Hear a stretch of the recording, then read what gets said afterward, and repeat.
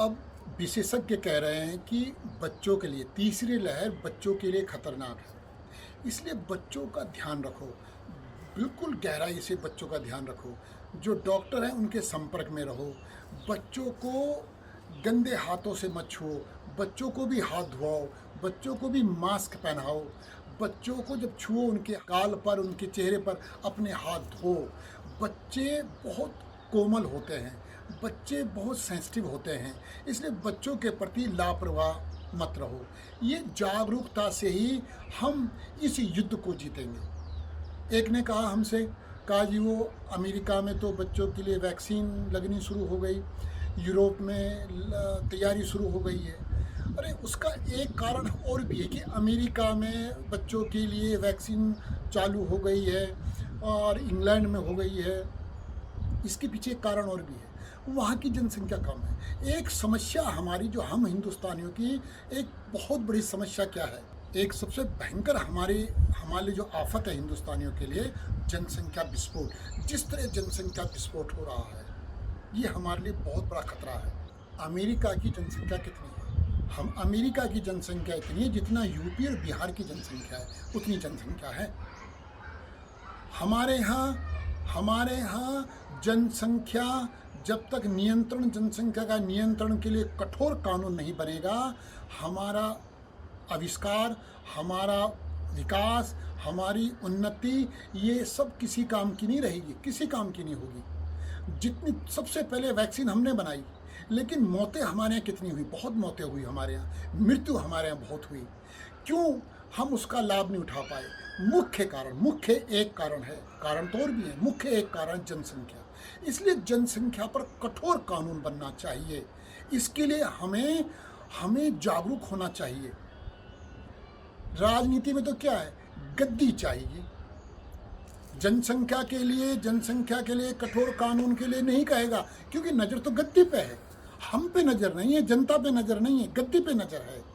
इसलिए जनसंख्या के लिए कानून बनना बहुत ज़रूरी है। अगर हम चाहते हैं हमारे बच्चों का भविष्य सुरक्षित हो, हमारा भविष्य सुरक्षित हो, हमारे आने वाली पीढ़ी का भविष्य सुरक्षित हो, तो जनसंख्या पर कठोर कानून बनना बहुत ज़रूरी है। जैसे 2 बच्चे वालों को ही वोट देने का अधिकार हो, जिसका एक बच्चा है उसी को चुनाव लड़ने का अधिकार हो। फिर सुनना हमसे, ऐसा एक कानून बने कि 2 बच्चे जिसके हैं उसको ही वोट देने का अधिकार हो, जिसका एक बच्चा है उसे ही चुनाव लड़ने का अधिकार हो, चाहे वो ग्राम प्रधान का चुनाव लड़ रहा है या सीधे सांसद का, एमपी का चुनाव लड़ रहा है। ऐसे कठोर, इसमें और भी कठोर कानून बने जनसंख्या नियंत्रण के लिए। जनसंख्या नियंत्रण होगा तभी हम यूरोप, अमेरिका का मुकाबला कर सकते हैं। हमारे यहाँ दूसरा काम क्या, एक पढ़ाई और दवाई एक समान और फ्री। पढ़ाई और दवाई ये पूंजीवादी नहीं होनी चाहिए, पढ़ाई दवाई एक समान और फ्री होनी चाहिए। अमीर का बच्चा जो पढ़ाई ले रहा है, जिस तरह पढ़ाई ले रहा है, जैसी पढ़ाई ले रहा है, जिस तरह, दो हैं ये, जिस तरह और जैसी पढ़ाई ले रहा है, वही गरीब का बच्चा भी उसी तरह वैसी ही पढ़ाई ले। देखना हमारा देश सिरमौर होगा अगर ये हो जाए। बस चलो फिलहाल यही 2 हो जाएं, फिलहाल 2 ये हो जाएं। एक तो जनसंख्या नियंत्रण पर कठोर कानून, और पढ़ाई दवाई एक समान और फ्री। जैसे राजनीति में हो गया है, पैसे से राजनीति, राजनीति से पैसा, मतलब पैसे से राजनीति और राजनीति से पैसा। इसी तरह हो गया है, पैसे से शिक्षा करवाओ बच्चों को, अब बच्चे फिर शिक्षा से पैसा कमाएंगे। ऐसा नहीं चलेगा, इससे मानवता स्थापित नहीं होगी। जहाँ जनसंख्या नियंत्रण पर कठोर कानून बना, जैसे 370 को हटाने के लिए कठोर कानून बनाया गया, निर्णय लिया गया, इसी तरह जनसंख्या नियंत्रण पर कठोर कानून बने और पढ़ाई दवाई एक समान फ्री हो जाए। लेकिन अगर जनसंख्या विस्फोट रहा तो हम कमज़ोर पड़ेंगे। शिक्षा का व्यापारीकरण हुआ तो हम कमज़ोर पड़ जाएंगे।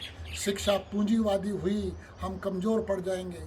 शिक्षा एक समान और फ्री नहीं हुई तो हम कमज़ोर पड़ जाएंगे। इसलिए जनसंख्या के नियंत्रण पर कठोर कानून और शिक्षा का एक समान, शिक्षा एक समान और फ्री होना बहुत ज़रूरी है, बहुत ज़रूरी है, बहुत ज़रूरी है हमारे लिए, तुम्हारे लिए, पूरे देश के लिए।